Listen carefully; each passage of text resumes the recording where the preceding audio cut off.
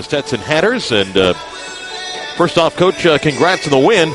Tough one. I know you're frustrated with some things tonight. First and foremost, you get the victory. And I know coming out of the holiday break how your team's going to play. And just give me some initial thoughts as your team wins tonight. Well, yeah, we get up 18, Mark, and you got to take it on to 20 to 25, and we just haven't been able to do that. And, I just feel we play to the level of our competition sometimes, and that's something we just haven't been able to get past. And we just got to continue to grind and work. I'm happy with the victory, and there were some bright spots in the game. We were able to at least score the ball a little bit, but you got to get stops and you got to keep building with your defense, and we didn't do that when we needed to. Let's talk about some of the positives first.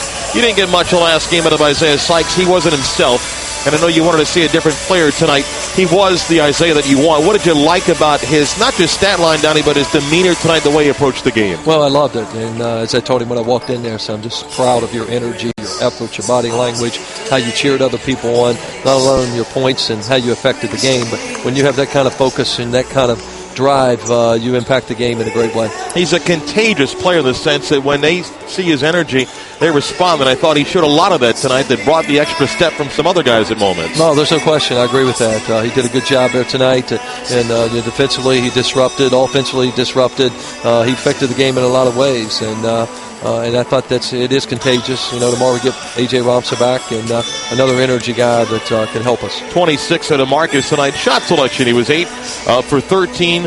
Hit 4 of 7 threes. So some thoughts on Marcus tonight? Yeah, I thought Marcus did a good job. They were guarding him a little different and pick and rolls and trying to force him to the baseline and trap him at times and do some things. So thought he did a good job staying within his game. And he's had to play a lot at the point guard, and now we can get him off the ball a little bit with A.J. back. And I'm just really proud with the way he scored the ball and distributed the basketball also. A couple of outside baskets, back-to-back threes in that first half for Tristan Spurlock. We've talked about it. Boy, if you can get that consistently. He hit 13 tonight. I know that's something you're looking for out of Tristan Spurlock. No, it really is.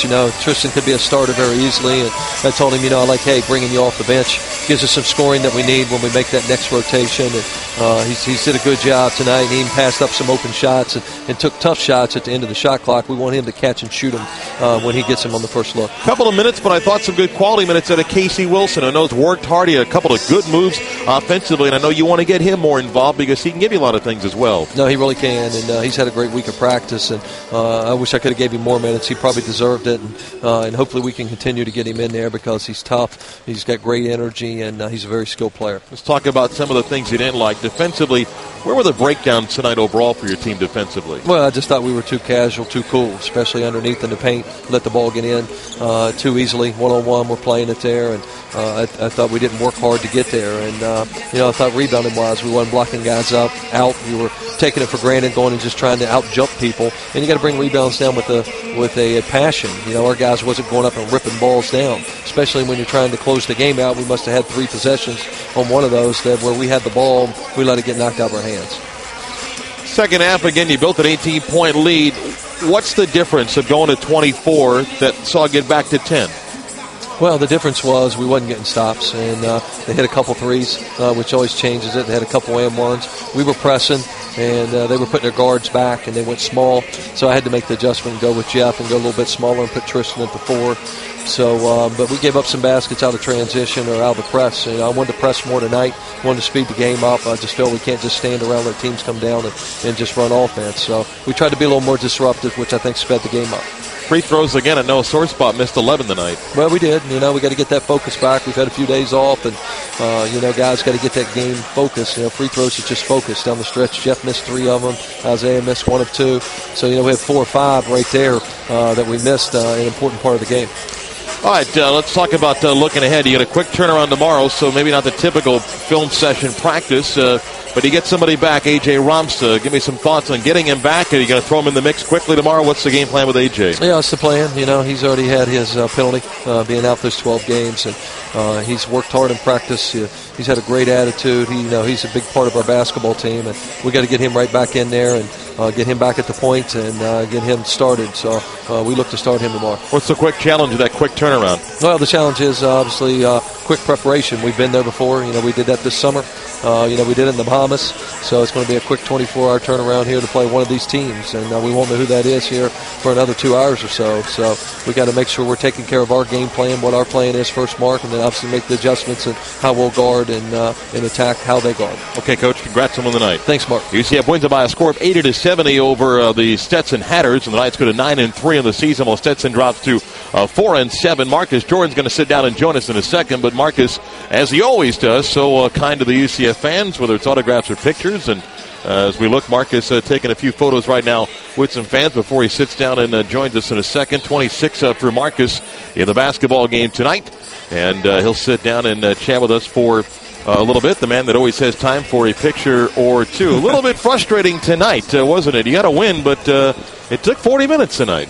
We jumped out to a large lead in the second half, but we were unable to sustain it. I think we just let down a little bit of energy, but that's not something that we're going to keep doing.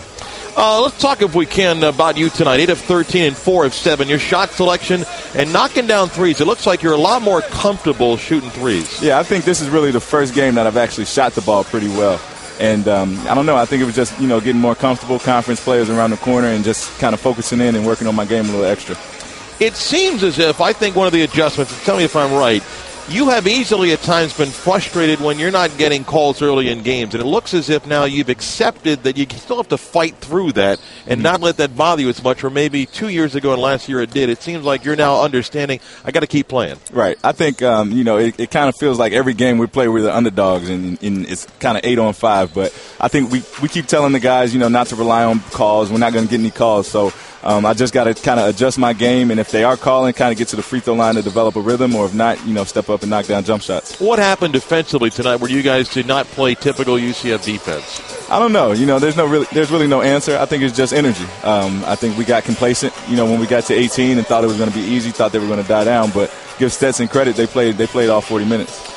You know that last game Zeke wasn't himself. He didn't play particularly well, and he wasn't happy the way he played, and I thought everybody was curious how he would come out and play. How early did you know tonight that it was the Isaiah that you typically have out with you? I think it was everybody, really. I think losing to Louisiana Lafayette and then going home for Christmas and kind of sitting on that loss, I think it kind of ate at everybody. So we wanted to come out and be aggressive, and Zeke, he stepped up. What does he bring on the floor? I mean, you're a guy that can drive and create, he can shoot outside.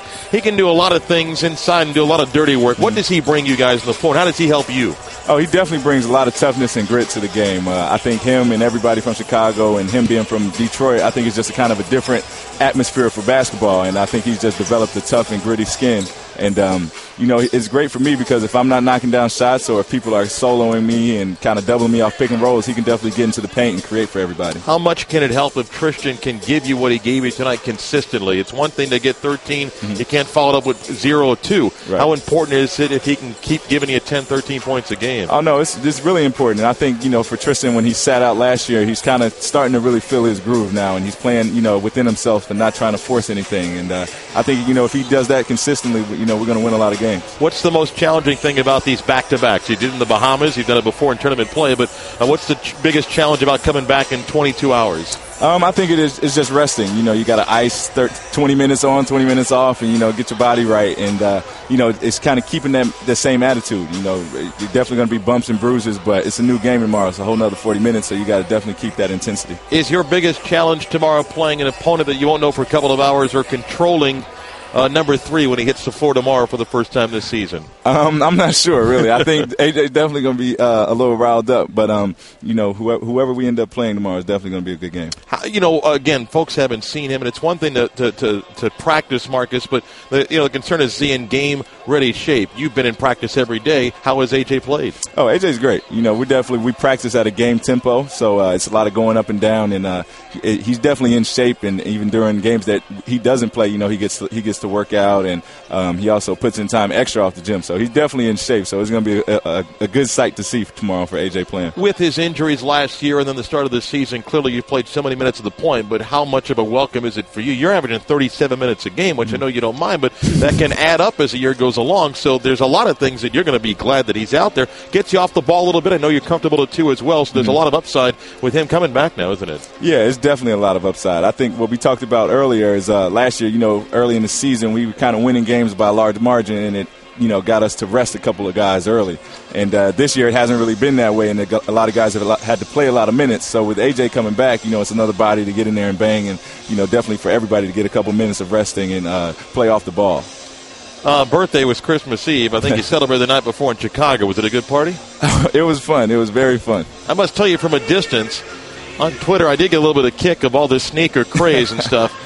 Somebody had the nerve to ask you if you waited in line at the mall to get a pair of those, and I thought, that's a gutsy question. I'm guessing you probably were okay. No, yeah, I was fine. I debuted mine a month early, but no, it was definitely a sight to see. Jeffrey and I, we went out to Nike Town in Chicago and for our website, and we kind of shot the video of everybody standing in line and stuff. It was pretty crazy. It was insane stuff. Congrats tonight, Marcus. Good job. Thank you so much. 26 tonight for Marcus. We'll come back, wrap up the broadcast. Nights 180-70. We'll continue in a moment of the UCF IMG Sports Network. State of denial is a drag and a trial. When I bought my cheap insurance, should have known this day. Am I done? What do you need? You need that? You can take that.